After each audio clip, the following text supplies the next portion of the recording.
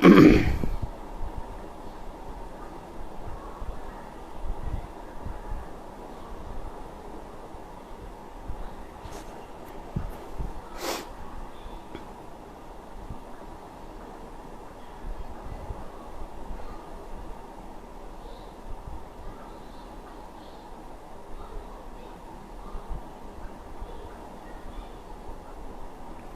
hi Sneha.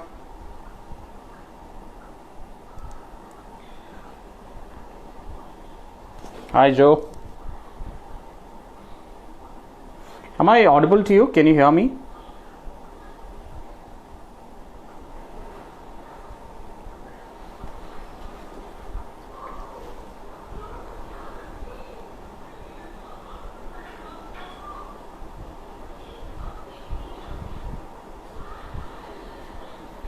Okay, great.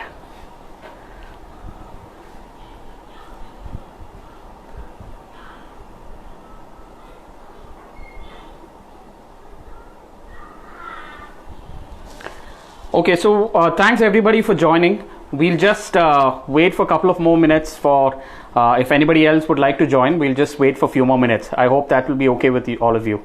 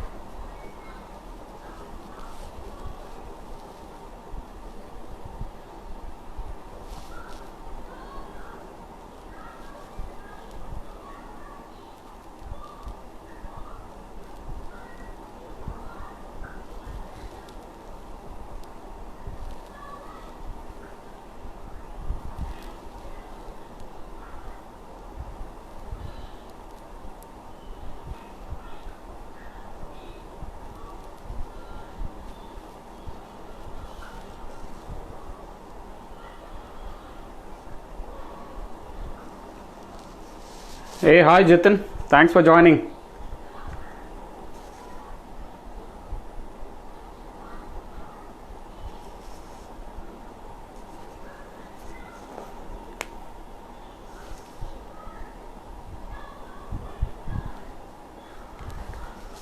Okay, I guess we'll get started. In case if anybody would like to, in case if anybody likes to join in at a later stage, we will definitely welcome them. But for the time being, let's get started. So first of all, thanks a lot for joining in, taking time off. I know it's a Monday evening. You might be really tired back from work, or maybe sitting at home and working. You might just want to get up, relax.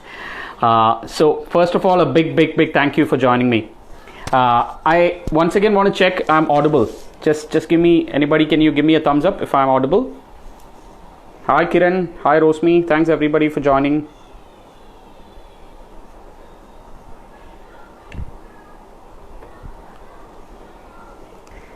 Yeah, that's not where I parked my car. Okay, you go find your car.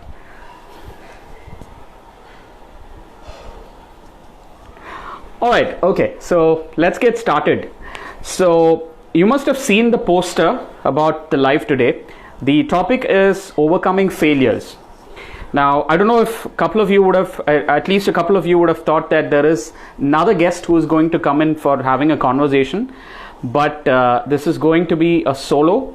And so basically the person whom we talked about in the poster, that's the boy who failed from 5th to 9th, that's me. So I'm going to talk about my story. Okay, right. So my story is basically filled up with a lot of failures. So many failures. Those of you who personally know me would really understand what I am talking about, and you know me well, so you'll be able to connect with what I'm saying as well. And so this next 1 hour, I would like to really talk about what the failures I went through in my life and how I was able to overcome that and what I did to overcome that, and today how I have built in a lot of resilience. And I'm sure as we move forward, each of you will pick up at least a couple of inspiration points which probably you'll be able to practice in your life. Since this is my story, there'll be a lot of tallal, okay? But I'll be honest, it might look like tallal if you, you can take it either way. All right, okay. So, I'll tell you why I decided to do a session on overcoming failures. The simple reason is I believe I'm a successful person. At least some of you might be thinking that success means you need to be a celebrity, you need to probably drive a Rolls Royce, you need to have $1 billion enterprise, something like that. So, but I don't equate success to any of those materialistic things. To me, success is simply a couple of things. One is, I believe a successful person is a person who gets to do what he really loves doing. That is, he's able to follow his passion. Number two, he finds happiness in what he is doing. So obviously, when you are able to follow your passion, you will find a lot of happiness. And you will start seeing happiness and beauty in the small things of life. And you feel very satisfied. So in the evening, when you go to bed, you will be able to go to bed with a lot of happiness and satisfaction. And the last point is, it is a person who has a vision for life and he knows that he is traveling in the right direction.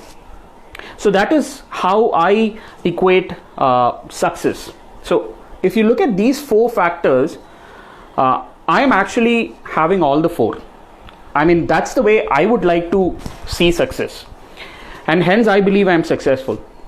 But a lot of people, when I talk to them, they tell me I'm not successful. In the sense, they're not successful. So I tell them, see, don't look at success from the perspective of the money that you have in your bank, the car that you drive, or the luxury villa that you stay in. Rather, start looking at life from the very simplistic elements like, are you finding happiness while doing your job? Are you finding happiness when you're around with your friends? Are you happy when you have to get up on a Monday morning and go to work? So that if you feel and you know that you have a vision in life and you also know that you're traveling in the right direction, then you are a successful person. So I wanted to just give a little bit of philosophy before I get started. Now that will be the last bit of philosophy I'm going to talk about. Rest everything is going to be purely my life experiences. Alright, so here is a story. I'm going to talk about my life in all its rawness. I am going to talk about my life from my 5th standard. So I studied in a very prestigious school in Trivandrum. I am not going to name the school, but I'm sure a lot of you in the life know which school that is. So in 5th standard, final exams got over, and then I got an envelope home which said, detained, meet the principal. So then that was something that never happened to me earlier. So we went to school. Obviously, that simply means that you need to meet the principal and beg them for a promotion. So my entire family, we went on a trip to the school. We meet the principal and the principal says he has failed. And my progress report, I'm very proud of it, has been a very colorful thing. In the sense, if you look at 10 subjects or 8 subjects, I would have probably failed in at least a good 6 of them. So you will have red lines under each of the failed subjects. So it was all a combination of a good number of failures in each subject. Now, so we went to the principal. My father started crying, my mother started crying. They begged the principal. They requested to give me another chance, and then they gave the assurance that next year this won't happen and he'll improve. And finally, the principal agreed. I got promoted. Wow, great news. And this story kept repeating every year. You wouldn't believe. The same thing happened in 6th standard. I failed. I got promoted to 7th again with a warning. The same thing happened in 8th standard also. I got detained. My parents went to the principal. They cried, they begged, and finally I got promoted. Imagine the plight of the parent, right? But believe it or not, my parents were very cool. They never pressurized me. They never pushed me to study. They never did anything that probably got me into thinking of suicide. But there was at the same time there were a lot of people around who used to compare, and that comparisons used to be really painful. So I was I didn't really like that, and every time in class I was bullied for multiple reasons, be it related to academics or be it related to my color. So there were a lot of bullying that I went through. So it was a very struggling period that I went through during that period of my school life. And every time I take an effort to kind of participate in a competition, the teachers will put me down because all the events like extempore, debate, anything to do with talking is always reserved for the academically brilliant ones. And I was not one of the academically brilliant or the smart or the intelligent in the school. So I never got a chance to take part in any of those competitions. But at the same time, so I was basically not serious about academics, and all of the crying, all of the struggle my parents went through never got me thinking that I should start studying, because I was an age where I was not really matured. I just wanted to enjoy my life. I was having fun with friends, playing outdoors. My interest was co-curricular activities, sports and things like that. Now, at the same time, outside of my school, there were two other ecosystems that actually helped me a lot. Now, one is I'm a Catholic, so I had Sunday school. So every Sunday we used to go to the Sunday school, and it really helped me in the sense there were no academics. So people who are genuinely interested to participate in something, you want to join the choir, you want to join the drama, you want to join an extempore, you could do that. So in the church, I was able to get opportunities which I never got in my school. So that started to give me a little bit of confidence, and I started to believe that, hey, interesting, I am able to do something, which means I am not the dumb one, I'm not the stupid one, which a lot of my teachers believed I am. And then there was another ecosystem. It's an organization called Wise Men International, which was my father was part of. So he used to take me to this organization. They used to have monthly meetings. So for the meetings, my father used to make me the MC, master of ceremony for the meeting. So I used to get a little bit of exposure, talking, being on stage, being in front of crowd. So I was able to overcome the stage fear. But this never happened in school, okay? Because I was not academically top. So they always reserve the spots for competitions where you need to talk for the academically brilliant ones. So, but thankfully to these organizations outside of the school, I was a confident boy. So I was able to somehow move forward in my life. And then what happened is, as I told you, coming back to my 9th standard, from 8th again I passed to 9th with a warning. 9th standard, you wouldn't believe, I failed again. And this was special because this was my 4th consecutive failure, not consecutive victory. This was my 4th consecutive failure.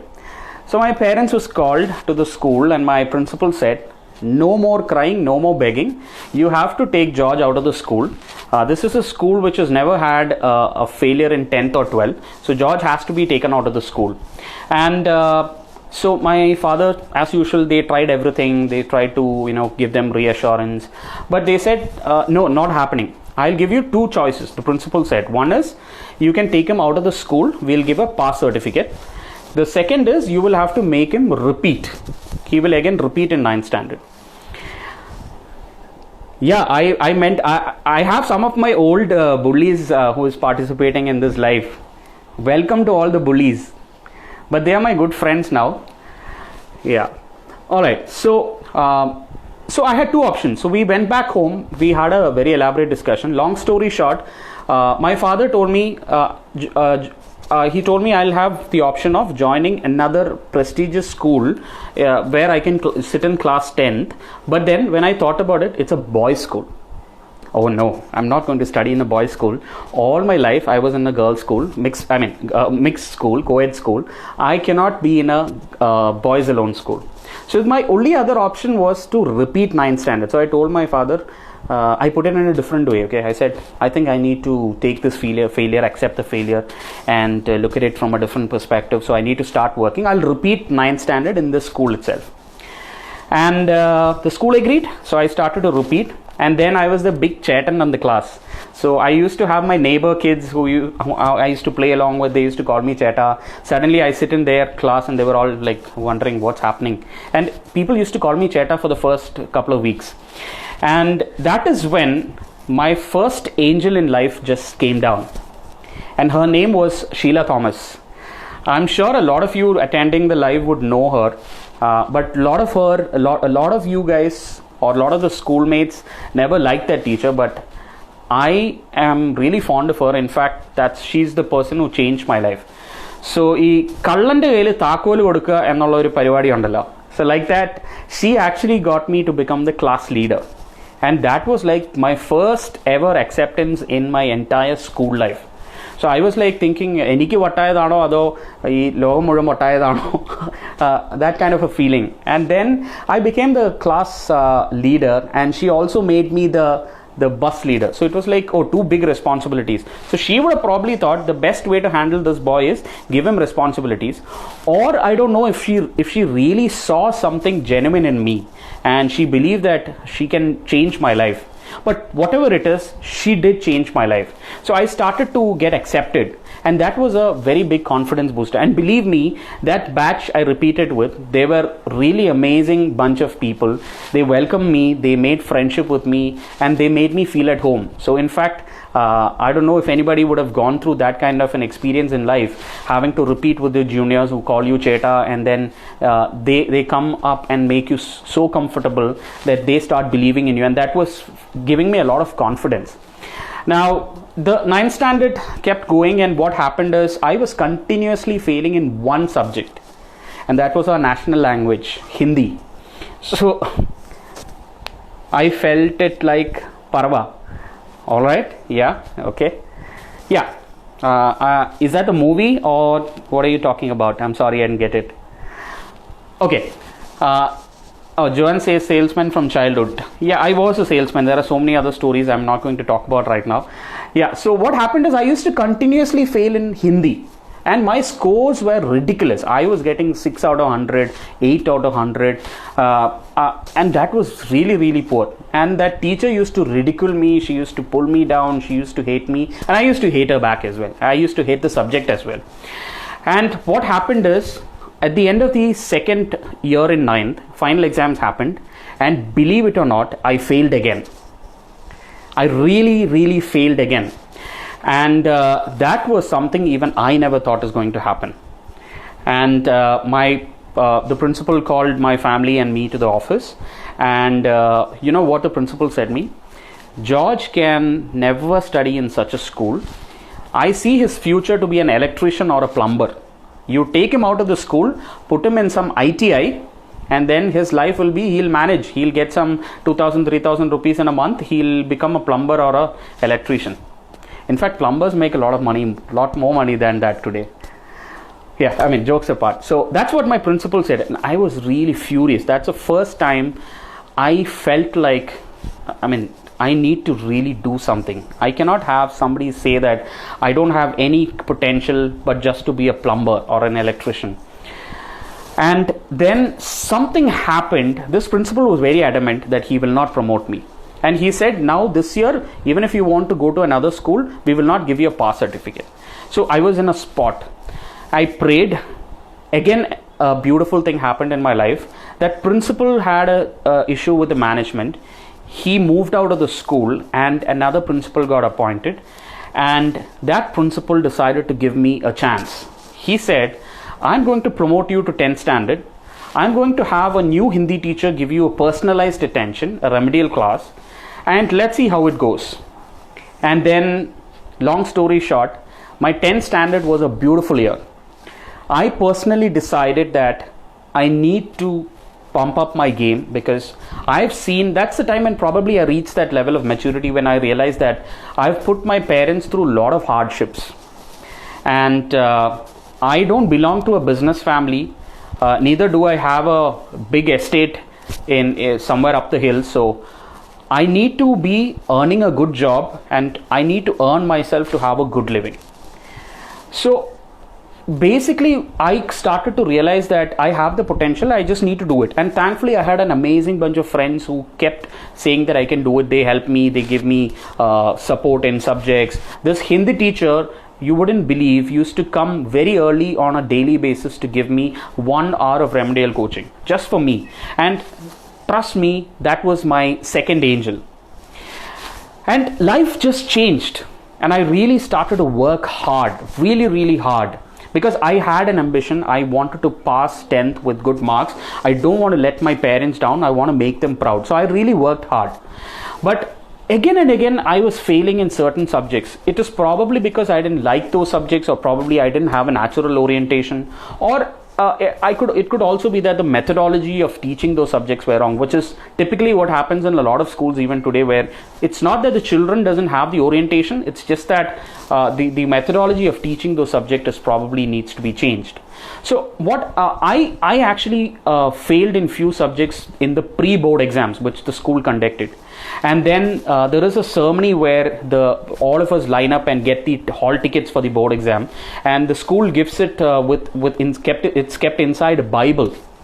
And when my turn came to collect it from the principal told me, to everybody else they were saying, God bless you, you are our pride, you're going to score good marks. When my turn came, she told me, I just hope you won't let us down. And that I really felt bad. And that's probably the first time somebody has told me that, apart from the principal who just gave me very bad remarks. So what I did is I started to get into a systematic study. I used a lot of techniques like the Pomodoro technique. I started self-talking to myself on subjects I learned. I used to wake up at 4 o'clock and study. My board exams were in the afternoon. So I used to wake up at 4 o'clock and sit at one go till 11 o'clock. And I used to get so many hours in the morning before the exam to do a final revision. Yeah, like in the movie, absolutely. Hey, thanks everybody. Those of you who joined right now, thanks once again. I'm just talking about my school life and the struggles that I had in my school life. Yeah, so finally I did all of that. I became very serious. This Hindi teacher really helped me. He gave me special tuitions, and long story short, board exam results came. I got 82%. I was amazed. My parents were amazed. The entire school was like, wow, because nobody thought, forget about getting 80%, forget about getting 60%. My teachers were just hoping that I will pass and not that let the school down. So that was like a big confidence booster in my life. And believe me, it is because I put in a serious effort. And it is not just the confidence that a lot of people had in me. It is also the fact that I wanted to prove myself to a lot of people who never believed in me. And all this while my parents, they were supportive. So I'm sure for all of us, you will have some ecosystem which is supportive and some which is not supportive. Some might ridicule you. It's up to us to decide how you're going to look at these. And then what happened is I wanted to take up commerce. I was decided I'm going to take up commerce. So I took up commerce in 11th standard and I got a prefectship. So that is, there are a couple of school leaders who are elected every year, and that's like a very prestigious position. So I became one of the prefects. So I was so happy. I was like, oh my God, this is like a dream come true. I mean, I never thought I would become a prefect, but then this was really a dream come true. And I always used to focus more on co-curriculars even then. I was average on academics, but I used to struggle in computer and maths. But all the other subjects I kind of liked them, accountancy, economics, all those subjects. I really liked it and I was doing okay. But my focus was mostly on outside classrooms, activities outside classrooms, drama, tableaus, ad maths, things, sports related activities. And so that I believed is what will help me build a life forward, a career forward. And I had two options. One was I wanted to be a fashion designer while I was in school, or my other ambition was to become a sales professional. So I used to talk and I was very confident. Thanks to all the systems outside of the school, I was very confident. So I wanted to become a sales guy or a fashion designer. So what happened in 11th is I started designing a lot of apparels. I got it stitched, and then I went with those designs. I have one of my friends who helped me in the whole process. He's Jitin. He's here. Jitin Babu. He's there and watching this live. So he came along with me. We went to a couple of leading textile shops in Trivandrum, including Parthas and all of that. All of them closed their doors. And dejections after dejections, failures after failures. But I said, okay, let's go to this last shop, and it was called Ayyappa's. We went there. We got an appointment with the MD. I showed him the design. He said, I'll give you the front mannequin. And I was like shell shocked. So, and it really happened. They displayed my design in the front mannequin of the shop, but that design was a flop. It was a failure. Not even one order was placed. So what I'm trying to say is, I wanted to be a fashion designer. I was really passionate about it. I was working really hard towards it. I wanted to launch these designs. I went around shops. All of them denied the opportunity, but there was this one person who gave me that opportunity to showcase my product. So this is typically what happens in life. So if I had not knocked the door of Ayyappa's, I would have probably never made that happen. It is okay, the design is a flop, but at least I became a proud 11th standard boy who was able to launch his design at the age of probably 15, 16 in one of the leading shops in Trivandrum. So that really gave me confidence. Forget about whether the design was a flop. And I also parallelly started giving entrance examinations for NID and NIFT and all, because they were the prestigious design schools.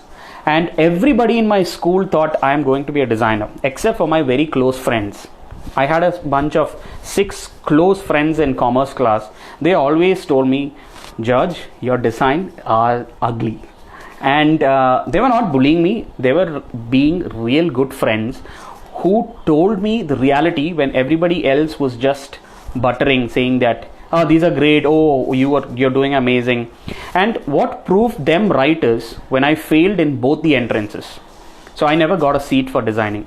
And then there were so many of these private universities who were giving admissions, but then I realized I lacked the basic skill for becoming a designer, which is drawing. So back then, today you can probably use computer designing and all that, but still you need to have a lot of drawing skills. And I failed. So I realized that this is not my cup of tea. I need to give it up. So it was again a failure.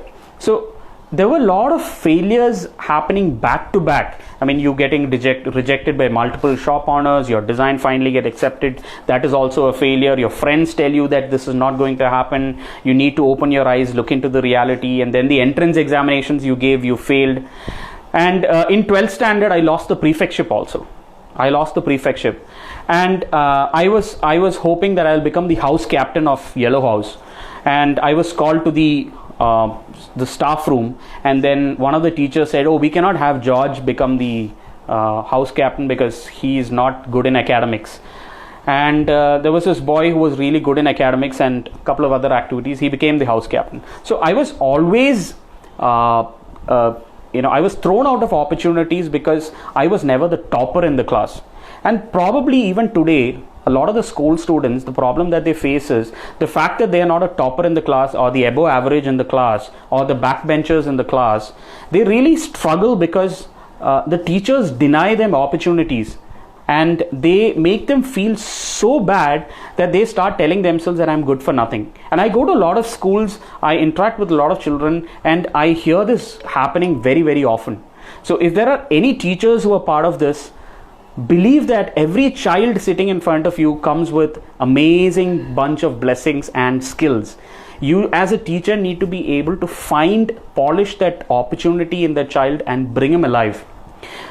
Anyway, so some of the teachers do that, but a lot of the majority of those teachers even today are only bothered about the class toppers. Nobody is really worried about the backbenchers. But in reality, these backbenchers are the entrepreneurs, the billion-dollar, and they create the billion-dollar enterprises, and they employ these class toppers most of the times.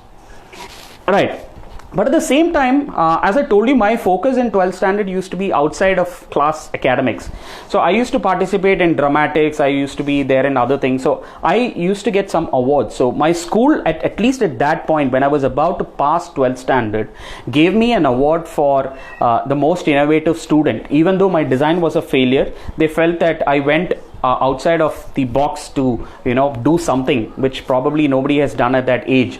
So I got the most innovative student award, and I was getting motivated. So the same school which ridiculed me till then started seeing good things in me. They started accepting me, and I used to be in dramatics. So my friends even today make fun of me when I say that I won the best actor award for 2 consecutive years. They tell me, really, that really happened? Where's the certificate? So yeah, so all of those things happened. So my confidence started to kind of get boosted up. And fast forward, 12th standard board exams happened, and I passed with 92.5%, and I was a 3rd rank holder, and I studied IAC, by the way. So that was like absolutely unbelievable to everybody in school, including the principal, my own teachers, my friends. So even to a large extent, even I couldn't believe. But the fact of the matter is, I put in a lot of effort when there was this pre-board exam vacation. The tremendous amount of energy and effort and went into preparing myself for that. So the reason why I'm telling you this is because a lot of students who fail in school just give up. They either become the regular backbenchers and failed ones, and they move from one school to another and then fail in life. But very few people who actually learn from those failures, correct themselves, and work hard and move forward with a belief and confidence that there is a life that's ahead of them and they can still make it up big in life. So for those, if any of you who have even today having failures in life, or you're really frustrated and worried from the past failures that you have had in life, just accept those. You cannot change your past, and you cannot change those failures, but you have the opportunity to learn from the failures. Now, moving forward to the next episode of my life, again, a lot of failures. I'll just move forward quickly. So, post that, I wanted to, because of the good marks, I wanted to study in one of the best colleges in India. And with that ambition, I took a train and I went to Delhi all on my own. My parents were not there, so I went on my own. There were no mobile phones with me at that time. So I went there, and when I went there, I was like so proud, 92.5%, wow, IAC, 3rd rank holder and all that. I went there, and then I realized 92.5% is like the backbencher in Delhi, because you have all the CBSE students who are like 95 plus. Even the cutoff in SRCC was, I think, 94 point something. So I never even reached the cutoff. But I got an admission in one of the South Delhi campuses. It's a college called Delhi College of Arts and Commerce. I studied 3 months there.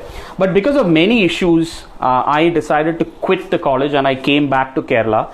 And I joined a very normal college called SB College. It's one of the prestigious old college with a lot of history.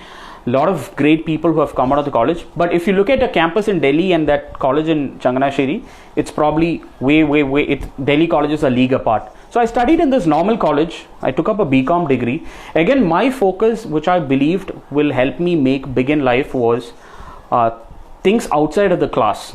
So I used to participate in a lot of best manager competitions. My entire focus was building skills, real life skills. So the first year when I was in Delhi, I was fortunate enough to attend a workshop with a think tank called Center for Civil Society. They're based in Delhi. So when I came back to Kerala, they asked me, George, we're looking for students who are interested in becoming our program coordinator for the Kerala state. Would you be interested? So I was in first year, I said, yes, I would be.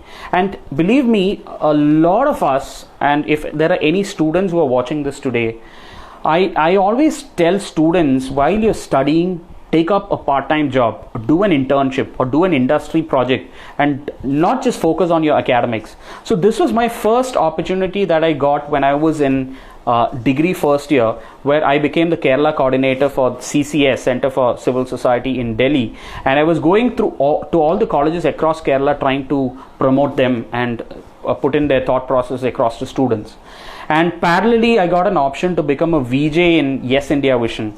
That program is it's pretty sad in the sense it's fun. It was called Black Box. So I got really ridiculed for that also, because Black Box in Malayalam means Karipeti, and since I am dark, that was like a apt name for me. And my friends used to really make fun of me, but it was all fun. But then what I'm talking about here is the opportunities that came my way, I was ready to take it up. A lot of times at that age we kind of shy away. We say that, oh, I mean, we don't want to do it, but we just need to take up those opportunities that come your way.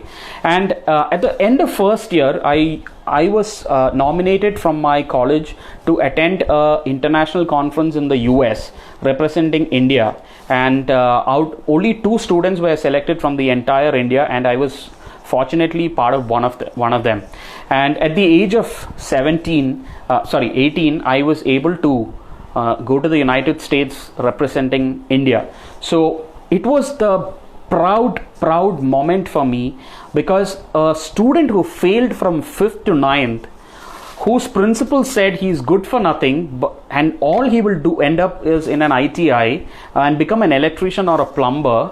That was the time when I represented India at an international conference in the US, and I was one among the 2 students who was selected from India. So that was like a moment of realization, and my confidence just went up like zoop. That was like a different experience. Black lives matter. Absolutely, Black lives matter. Yeah, Joanne says they do matter. She lives with one, so you need to really give respect to that person. Right. So what happened is, at the first year, that first summer is when this conference happened. The second summer of my degree, I decided to do an entrepreneurship development program in Bangalore Xavier Institute of Management and Entrepreneurship. So every college friend of mine, where they were having fun, but then I decided to do this program in second year.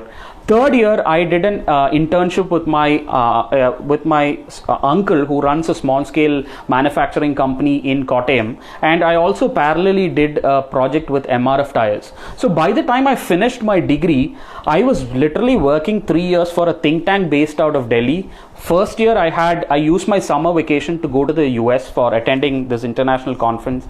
Second year, I attended an EDP program, and third year, I was doing 2 internships. So that kind of gave me a lot of experience, a great platform to kind of understand what are my skills, look into myself, and decide what is that I want to do in life. And these experiences made me realize that what I want to do in life is sales. And parallelly, at the same time, there was that instance where I was part of the HR team in the college. So the HR lead of the college gave me an opportunity to talk to 10th standard students. So, and he took up this particular initiative. He was supposed to talk, but then he got occupied with something else, and he put me into this particular session. And I had to lie my very own identity. I went there, and I spoke to those 10th standard students as an MBA student while I was doing my second year degree. And at that moment, I realized that, so sales and training is something that I like to do together. But then if I get into training directly, nobody is going to listen to what I'm saying, because degree student, no life experiences, he has not seen the world, he has not worked with any companies. What is he going to talk about? What transformation is he going to bring into people? So I said, okay, I realized that I want to do this in my life. I enjoyed doing that session for 10th standard students. I got a lot of positive feedback. So, but before I get into becoming a full-time trainer, let me kind of gain some life experiences.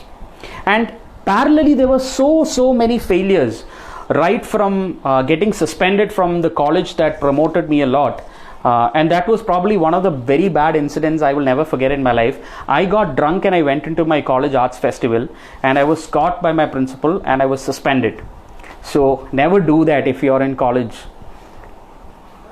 Yeah, so those are real good learnings that happened in life. And then not to forget the love failures. I had 2 serious relationships.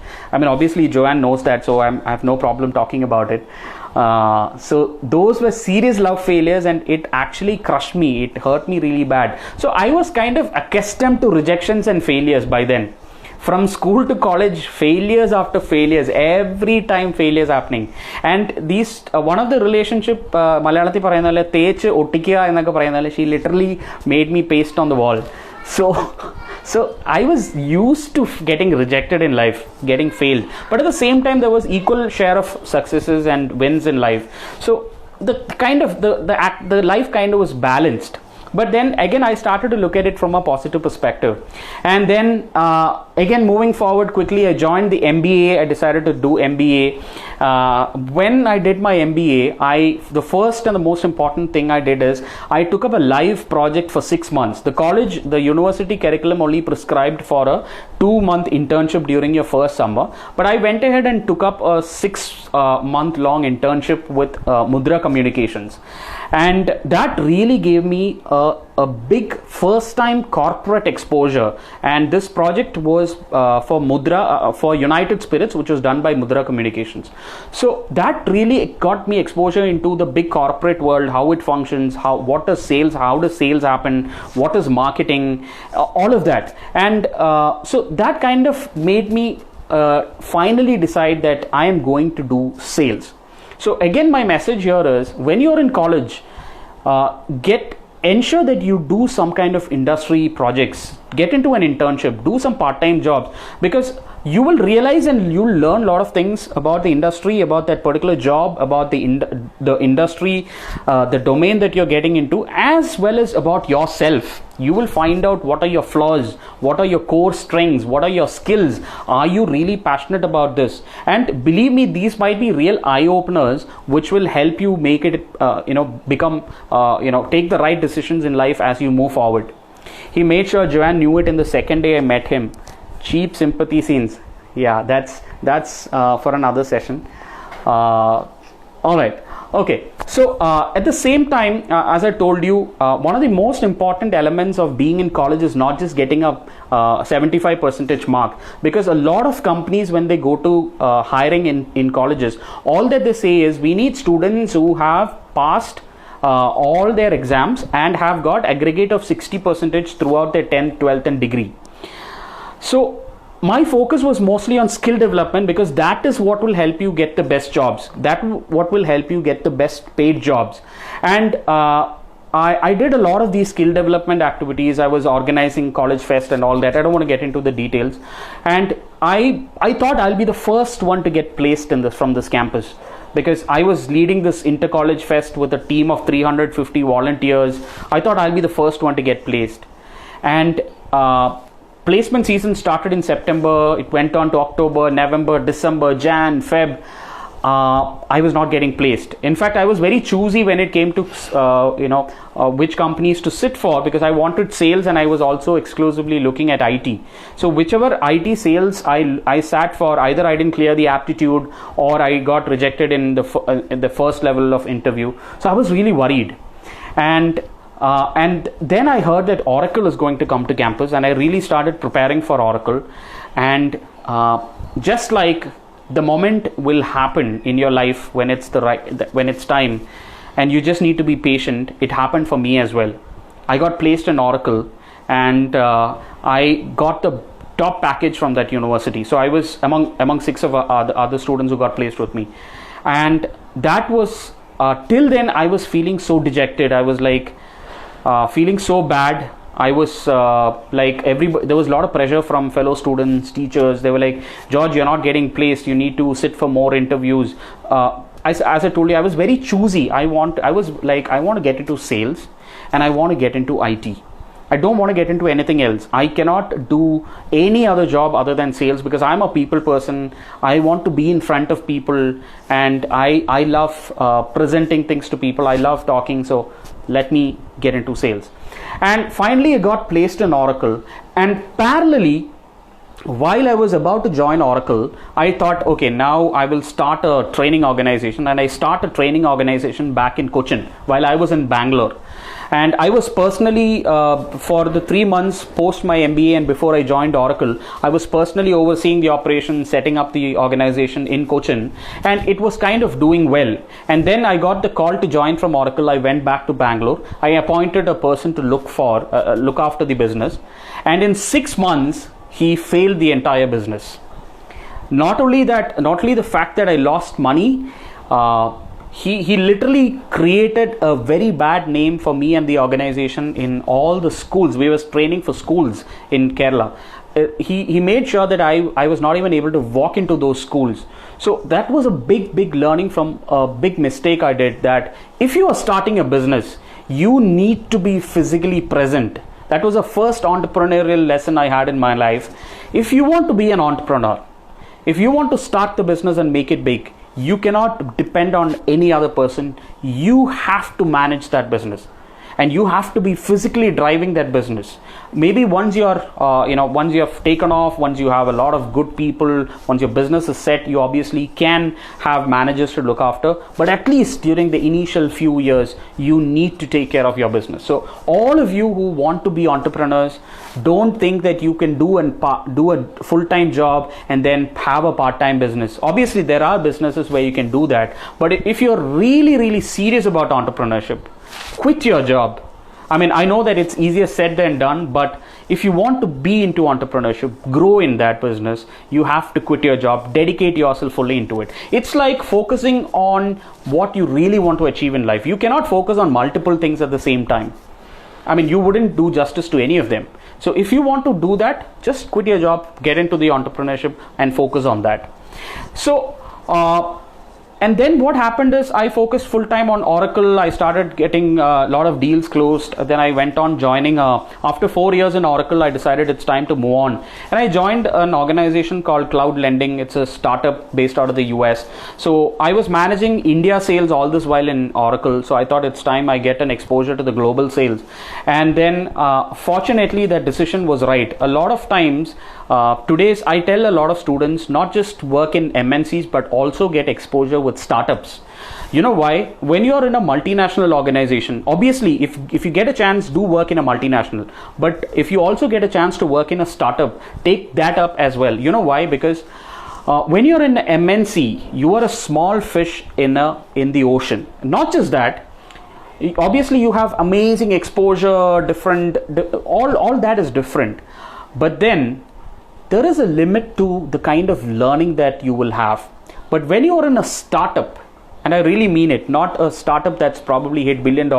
I mean, we call even Flipkart today a startup. I'm not talking about those. I'm talking about companies who are at their nascent stages, who probably have 10 employees, 20 employees. But before you join, look at the product. What is that they are offering? What is the USP? Who are the founders? I mean, I'm not here to talk about that part of getting into a startup. But then once you take up that opportunity to work for a startup and get exposure, and believe me, the kind of learnings that you will have in a startup in 1 year is probably the experience and learnings you had put together 5, 7, 10 years in a multinational company. And my decision was right. I started making more money, even beyond what I could imagine at that age. I was able to go to about 18 to 20 countries, meeting the CEOs of big banking corporations, having conversations, having dinner with them, and it gave me amazing experience. And 4 years down in that organization, I decided, all right, now I've got some experience, I've traveled the countries, I've got some exposure to different cultures, way of working for different organizations. Now let me start full time into my training. And then I quit my job. Again, as I told you, I had the first learning of entrepreneurship was, if you want to do a business, be in it full time. So I quit my job. That's the first thing I did. I quit my job. I took my wife and parents into confidence. I mean, obviously there were a lot of issues at home, but then I was able to convince them, and they thankfully stood by me. And then I started Life Chefs formally. But I was into training ever since my second year degree. I was doing training programs part-time, but Life Chefs officially got launched in the year 2017 when I quit my job. And what happened with Life Chefs is, when I joined Life Chefs, I was not one of those entrepreneurs who wanted to make a $1 billion product or get investors to come and fund my project. All I wanted to do in my life was, I wanted to help few people transform their lives, help students who are struggling to get a job, build the right skills, mentor them, coach them, and help them to get a job in the industry or find out their passion, get them into that route. So that is what I really focused on, and I was able to do that. And today, if you ask me, I don't even make 1/4 of the money that I used to make in my corporate job as a global sales manager. But the kind of happiness that I have, the kind of satisfaction that I have, and my vision is basically to build a school of my own, an alternate school where the backbenchers are given importance, where every student is given an opportunity and environment to understand themselves, understand their strengths, skills, and weaknesses, and work on them and build a life towards success. So that is what I'm doing currently with my wife, and I also have Susan Auntie. A lot of you might know her, who is very much part of the school. She's the principal of the kindergarten right now. And so that's my story till now as we speak. And even today I'm failing as an entrepreneur because I never knew Corona is going to come our way. And I'm not joking, I lost a good serious 30 lakhs plus. Because we had our summer camp in plan. We were planning to do that in 3 cities across Kerala. All of that happened and I was literally shattered. But then I woke up 2 weeks down into the lockdown. I said, enough is enough. Corona is not going to leave us. I need to start focusing on myself. And that was probably the last failure that really helped me look into myself. And I said, accept what is happening. And you cannot change the fact that Corona is here, or you are not you're not a chemist. You cannot come out with a medicine for that. So we started accepting the reality. We started looking into what is a potential opportunity that we have as we speak today. And then we started doing online trainings, online summer camps. We moved our entire school into our curriculum into activities and made it online. So now as we speak, everything is slowly starting to bloom. So what I'm trying to, the simple message is, as I close, we all have failures in life. We all have struggles in life. It's part and parcel of life. How we are able to come out from that is how we look at it. Now, here are a few things which help me. One is accept the failure first. You cannot change your past. It's already happened. Just accept. Analyze what worked for you, what didn't work for you. Improve on the things that didn't work for you.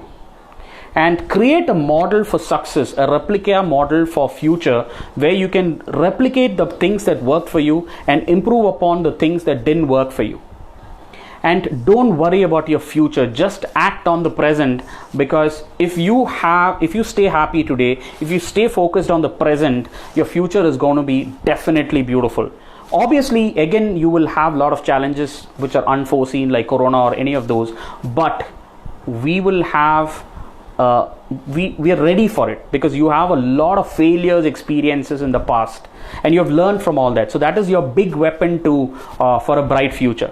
So that's basically what I wanted to share with you guys today. I don't know it really helped, but this is purely created from my life. I felt like I have so much failures that I went through in life, and how I learned from it, that will probably help at least a few of you. So a lot of comments coming. Nitin John asked, give importance to sports. Absolutely. So as I told you, we are going to start an alternate school, so there'll be a lot of importance to sports. We want to create more Nitin Johns. So those of you who do not know Nitin John was he's my classmate, a very close friend, currently settled in the US. He was the individual All India champion in sports, 4 gold medals while he was in 12th.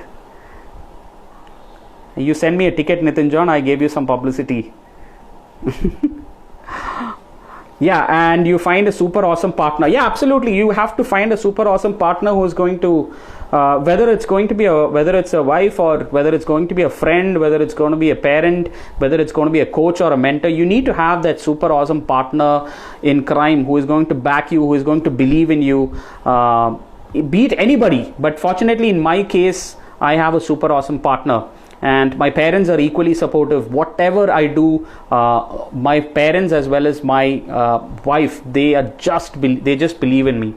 So that's the story. And so as we close, don't worry about failures. It will happen, irrespective of whatever you do. Failures will happen, and there are things which are beyond your control. But it's only how you look at it. And if you look at it with a positive mind, you will definitely be able to come out of it. So that's my simple message. Okay, anybody would like to ask some questions, share your experiences in the chat? We probably have another couple of more minutes. Otherwise, let's call it a day.